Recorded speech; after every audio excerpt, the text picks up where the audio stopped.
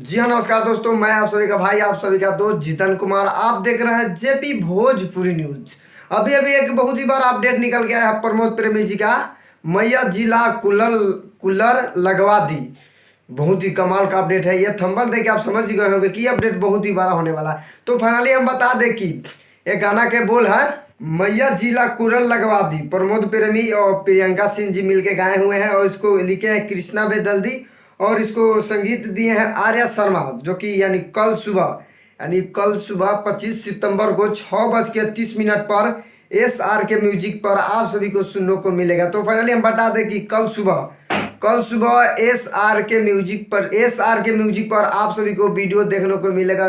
तो फाइनली हम बता दें कि 25 सितंबर 6:30 पर SR के म्यूजिक पर आप सभी को वीडियो देखने को मिलेगा। तो फाइनली हम बता दें कि वीडियो यहीं पे समाप्त करते हैं। आई होप कि आप सभी को वीडियो पसंद आया तो प्लीज़ एक लाइक कर दे और हमारे चैनल पर नए तो चैनल को सब्सक्राइब कर दे और बेल आइकन ऑन कर दे, क्योंकि मैं भोजपुरी से रिलेटिव ऐसा ही वीडियो लाते रहता हूँ।